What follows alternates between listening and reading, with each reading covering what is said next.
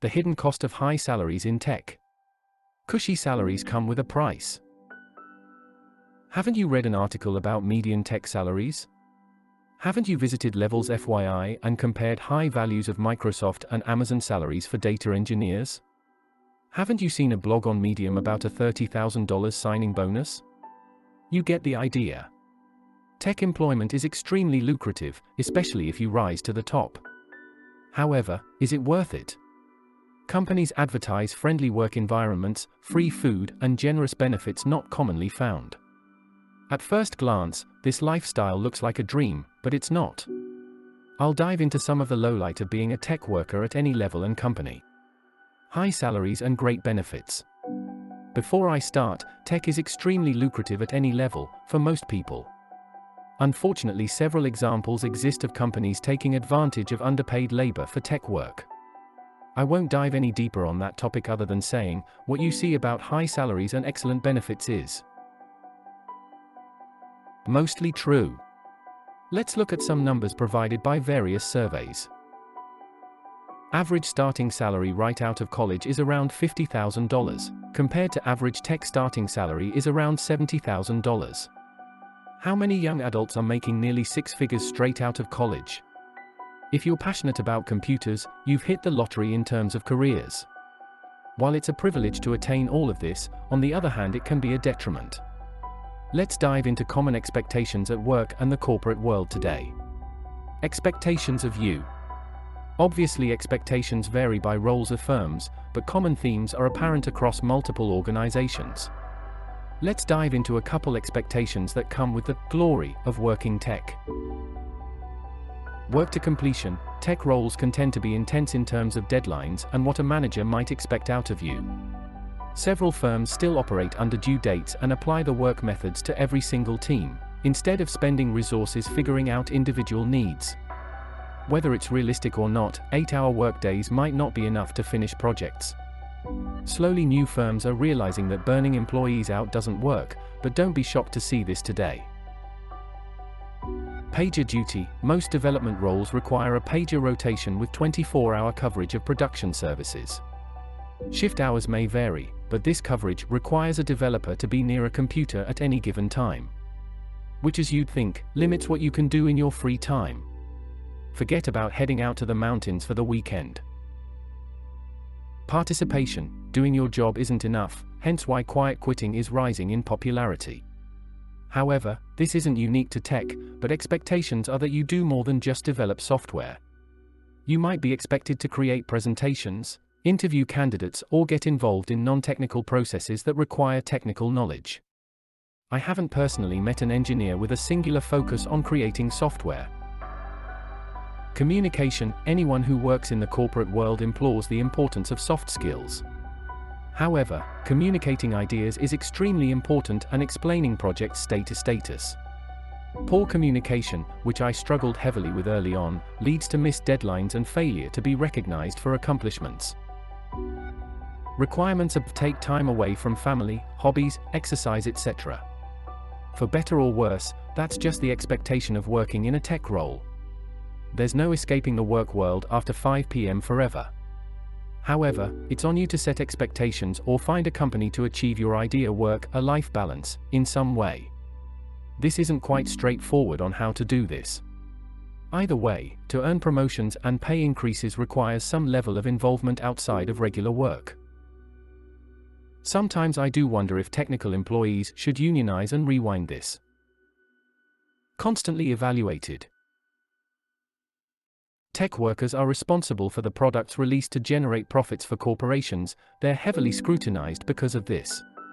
When times are tough, layoffs or cutbacks are made to preserve profit margins or minimize losses. If you've watched Office Space, imagine the scene pictured, but a little less exaggerated. For example, a high-salaried software architect will be looked at closely for satisfactory performance. Things like a failed effort project that may be out of their control will be viewed negatively. Sometimes companies like Better.com will lay off thousands of employees based on very little information. Life is just unfair at times. Tech employees are easier targets since knowledge, possibly due to some ignorance, of what they provide is unknown.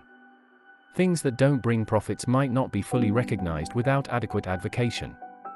However, that's dependent on managers in these roles to ensure that. Once again, life might just be unfair. Same corporate world rebranded. Tech has been popping off with companies realizing the value of user data and products created. To see this, look at the top tech companies' stock prices from early 2000s to today. However, companies realized the value of tech workers building software for them. Corporate ideology had to shift to entice tech employees to come work for them, due to shortage of skilled labor. Nowadays, companies show themselves as friendly, politically correct, and fun to be around.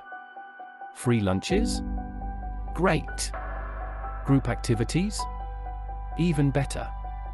This is all to keep the focus around the work environment. Companies know happier employees produce better results and increase willingness to work longer hours. Let's dive into a quick look at Facebook. Why do you think Facebook gives employees dinner menus after 5 p.m.? Or offering free on-site massages? They want you at the office more. If you feel relaxed at the office, why would you leave? Personally, I don't want to be known as the late-night hero. I'd rather go home and lose a game of CSGO. On top of that, Facebook pays super high salaries and has crazy benefits. If successful, you can set yourself up financially. However, is it worth putting life on hold to work for them? Ask that question 20 times to yourself and realize what it means to put your life on hold.